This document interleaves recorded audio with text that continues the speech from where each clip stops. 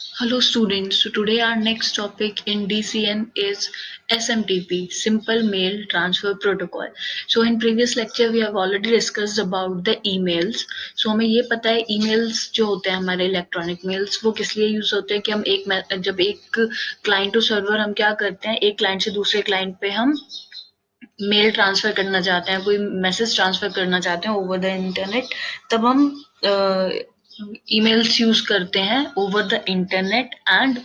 By using electronic device okay तो कोई भी इलेक्ट्रॉनिक डिवाइस यूज करके लाइक लैपटॉप मोबाइल्स जब आप कोई मेल ट्रांसफर करते हैं इंटरनेट यूज करके तो वो ईमेल होता है ओके सो अब जब हम ईमेल भेजते हैं तो उस ईमेल के लिए एक प्रोटोकॉल की ज़रूरत होती है जैसे कि हम एप्लीकेशन लेयर में ये सारे टॉपिक्स पढ़ रहे हैं तो यहाँ पे जितने भी टॉपिक्स हम पढ़ रहे हैं एप्लीकेशन लेयर में वो हैं जो यूजर यूज करते हैं जो हम लोग हैं ह्यूमन बींग्स जो यूजर हैं वो उसको यूज कर रहे हैं ओके तो ये यूजर इंटरफेस वाले हैं अब इसमें क्या होता है कि प्रोटोकॉल मतलब कि आप कोई भी जो परफॉर्म कर रहे हो आप कोई भी एक्शन परफॉर्म कर रहे हो तो उसके कुछ प्रोटोकॉल्स होते हैं मतलब उसका कुछ सेट ऑफ रूल्स होते हैं कि आप उसको कैसे करेंगे सो सिंपली आप ईमेल तो सेंड कर रहे हैं बट वो ईमेल सेंड हो कैसे रहा है उसके पीछे भी एक प्रोटोकॉल जो है वो वर्क करता है तो जब हम ईमेल सेंड कर रहे हैं तब हमारा एसएमटीपी वहां पर यूज होता है अब एसएमटीपी तो क्या करता है जैसे सपोज आप यहाँ पे लो हम डायग्राम से इसको थोड़ा सा समझते हैं कि हमारे पास दो यूजर है एक है Aman and the other one is Rahul so अब अमन जो है ये सेंडर है इसको क्या करना है मेल सेंड करना है राहुल को तो ये क्या करेगा कि ये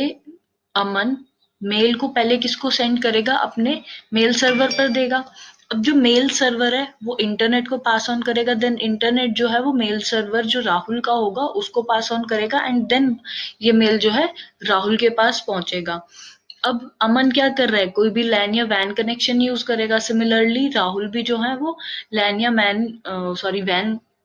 कनेक्शन यूज करेंगे अपने मेल सर्वर से कनेक्ट करने के लिए और ये दोनों जो मेल सर्वर है ये कनेक्ट होंगे इंटरनेट से तो जो एसएमटीपी है ये दो जगह काम करता है एक तो पहला जब अमन अपना मेल अपने मेल सर्वर पे सेंड करेगा तब एसएमटीपी यूज होगा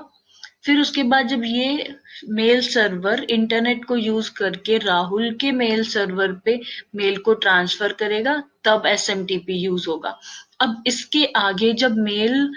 राहुल के पास पहुंच जाएगा और राहुल इसको रिसीव करेगा तब वो एसएमटीपी यूज नहीं करेगा उसके लिए अलग प्रोटोकॉल होता है which is POP post office protocol और हम कह सकते हैं IMAP internet message access protocol so sender side पे जो यूज होता है वो एसएमटीपी होता है एंड रिसीवर साइड पे जो यूज होता है वो पॉप या तो फिर आईएमएपी होता है okay now communication between sender and receiver अब ये जो कम्युनिकेशन है सेंडर और रिसीवर के बीच में कैसे होता है कि जो सेंडर है वो यूजर एजेंट को प्रिपेयर करता है मैसेज देन वो सेंड कर देता है किसको एमटीए को ये हम एमटीए जो है हम ईमेल के टाइम पे पढ़ चुके हैं मैसेज ट्रांसफर एजेंट होता है और एक यूजर एजेंट होता है देन इसके बाद क्या होगा जो मैसेज एमटीए है वो फंक्शनिंग स्टार्ट करेगा अपना मेल ट्रांसफर करने की अक्रॉस द नेटवर्क नेटवर्क क्या है जो आप इंटरनेट यूज कर रहे हैं फिर ये रिसीवर के एमटीए पे सेंड करेगा देन जो सेंड मेल है वो क्या होगा सिस्टम पे जाएगा एंड देन उसके बाद वो क्लाइंट को रिसीव होगा अब ये जब रिसीव करेगा उसको तो वो कौन सा प्रोटोकॉल यूज करेगा पॉप या तो फिर आईएमएपी नाउ अब ये क्या ये तो हो गया कि कैसे ट्रांसफर हो रहा है अब जब भी कोई एमटीए क्लाइंट क्या करता है एमटीए सर्वर को कोई कमांड भेजता है जो मेल जो ट्रांसफर हो रहा है सो इसने जब भी कोई कमांड सेंड करेगा तो वहां से इसको रिस्पॉन्स बैक मिलेगा के सर्वर से वो फिर रिस्पॉन्स बैक लेगा now next we have some SMTP commands अब ये क्या होता है कमांड बेस पे काम करता है सो हम देखते हैं कुछ हमारी कमांड्स क्या होती हैं हेलो सो हेलो जो है हमारी वो फर्स्ट कमांड होती है एसएमटीपी एसएमटीपी के अंदर तो ये क्या करता है अपना जो कॉन्वर्जेशन होता है उसको स्टार्ट करने के लिए होता है वो चेक करता है आइडेंटिफाई करता है कि जो सेंडर सर्वर है वो क्या करेगा आइडेंटिफाई करेगा कि जो आपको आगे के डोमेन है वो फॉलो हो रहे हैं या नहीं हो रहे जो भी डोमेन आप डॉट कॉम यूज करेंगे उसके लिए देन मेल फ्रॉम अब ये मेल फ्रॉम मतलब जो भी यूजर अपना मेल आगे फॉरवर्ड कर रहा है, उसके लिए ये होता है कि मेल फ्रॉम, मतलब जब हम मेल करते हैं तो वहाँ पे एक ऑप्शन आता है हमारे पास मेल फ्रॉम का, है ना? तो उसमें हमारी ईमेल आईडी होते हैं, कोई भी सपोज आप ले लो abc@xyz.com। ओके, सो इस टाइप का ये एग्जाम्पल होता है जो कि आपका ईमेल एड्रेस होता है, right? The sender state the source email address in the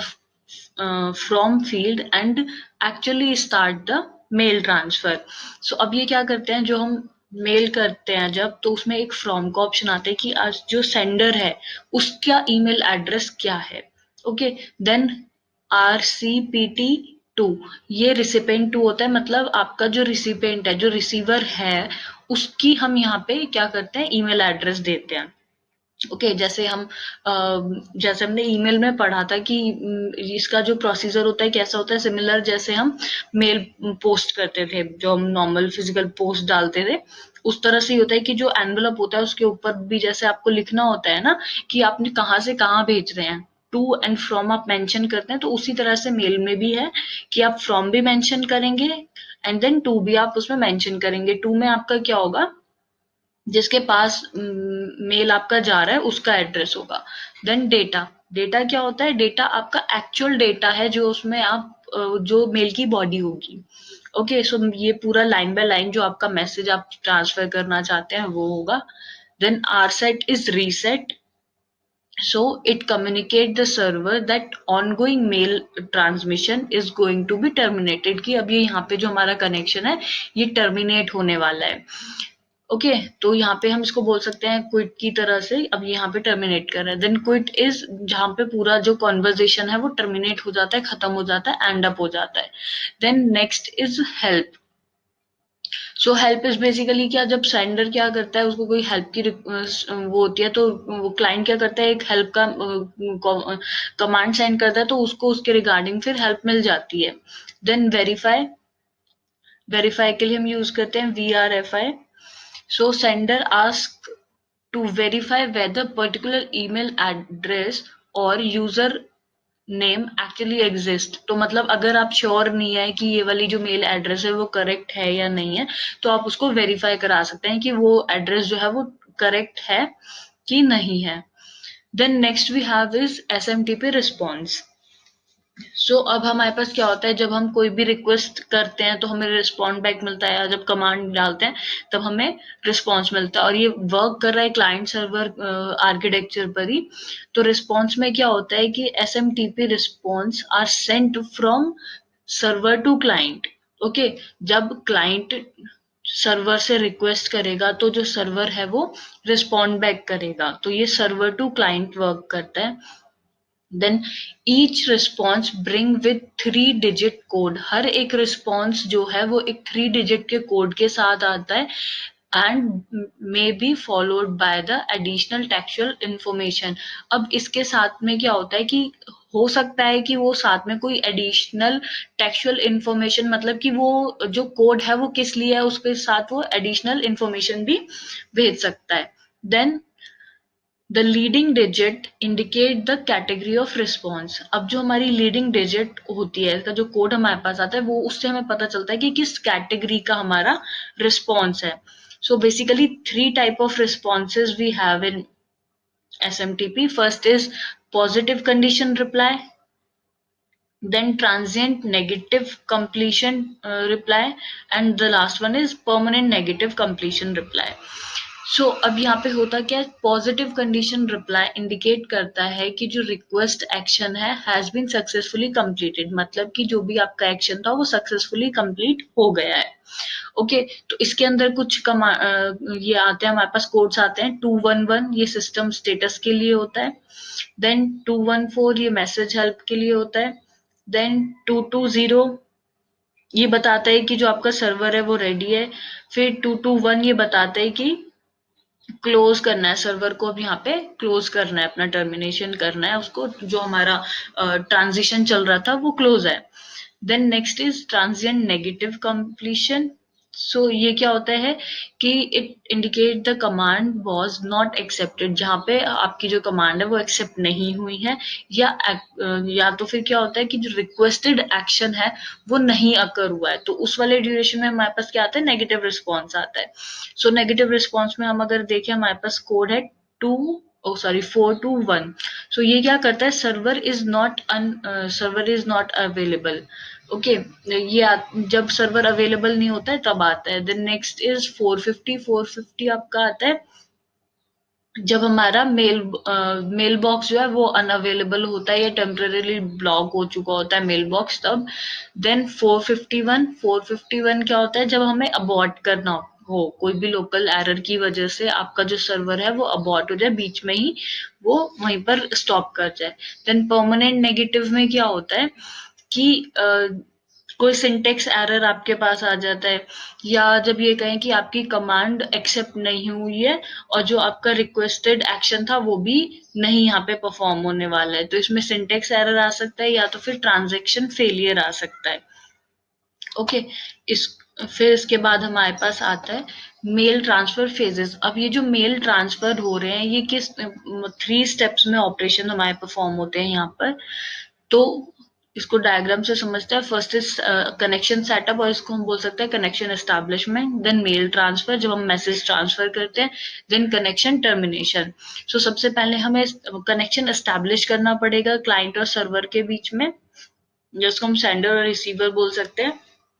अब सेंडर क्या करेगा, सबसे पहले कनेक्शन एस्टैब्लिश करने के लिए एक रिक्वेस्ट सेंड करेगा टीसीपी पे। ओके, तो उसने ये एस्टैब्लिश किया, तो यहाँ से जब रिसीवर जो है वो रेडी होगा तो वो क्या करेगा, 220 कमांड देगा। हमने ऊपर पढ़ा था यहाँ पे 220 कमांड किस लिए होता है, जब हमारा सर्वर रेडी होता है। As you can see over here, server is ready. Okay, तो यहाँ पे इसने क्या करेगा, ये अपना जो रिस्पॉन्स बैक करेगा उसमें वो 220 सेंड करेगा। देन इसके बाद हमारा जो यहाँ पे रेडी आ जाएगा कि सर्वर रेडी है। देन हम क्या करेंगे, नेक्स्ट अपना हेलो कमांड ले लो, या आप उसको एलो भी बोल सकते हैं, ये आप सेंड करेंगे। देन जब सर्वर इसको रिसीव करेगा, देन वो रिस्पॉन्स में क्या देगा आपको, 250 देगा कि ओके, मतलब एक्सेप्ट कर लिया इसने। देन उसके बाद जब ये सर्वर के पास आएगा, अब यहाँ से सर्वर क्या करेगा, मेल ट्रांजेक्शन स्टार्ट करेगा, मतलब मेल को जो है वो फॉरवर्ड करना स्टार्ट करेगा। तो सारा जो मेल का प्रोसीजर है वो इधर पे हमारा चलता रहेगा, सारा मेल जो है रिसीवर के पास आ गया। एंड देन उसके बाद अगेन रिसीवर उसको सेंड बैक करेगा 250 ओके के साथ। देन अब यहाँ पे जब आपको सेंडर को क्विट करना है तो वो क्विट कमांड सेंड करेगा, तो इसका जो रिसीवर है वो समझ जाएगा कि अब इसको यहाँ पे क्या करना है, अपना जो कनेक्शन है, ये जो कनेक्शन एस्टैब्लिश हुआ था ये यहाँ पे क्विट करना है। तो सेंडर क्या रिसीवर क्या करेगा, उसको 221 कोड सेंड करेगा और इसको ये गुड बाय कर देगा, मतलब यहाँ पे जो आपका कनेक्शन है वो टर्मिनेट हो गया है, क्लोज हो गया है। सो ये 3 स्टेप्स में होता है आपका कनेक्शन सेटअप।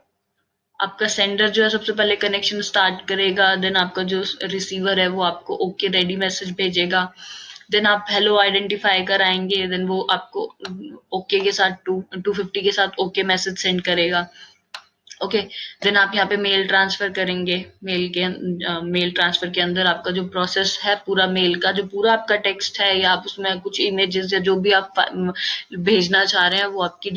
रिसीव हो जाएगी रिसीवर को। देन उसके बाद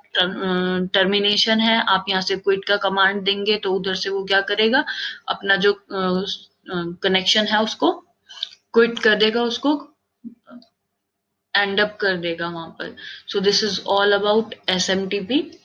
सो आई होप आप लोगों को समझ आया होगा कि मेल्स कैसे ट्रांसफर होते हैं और कैसे इनका प्रोटोकॉल जो है वो काम करता है। So thank you so much, I hope आप लोगों को समझ आएगा।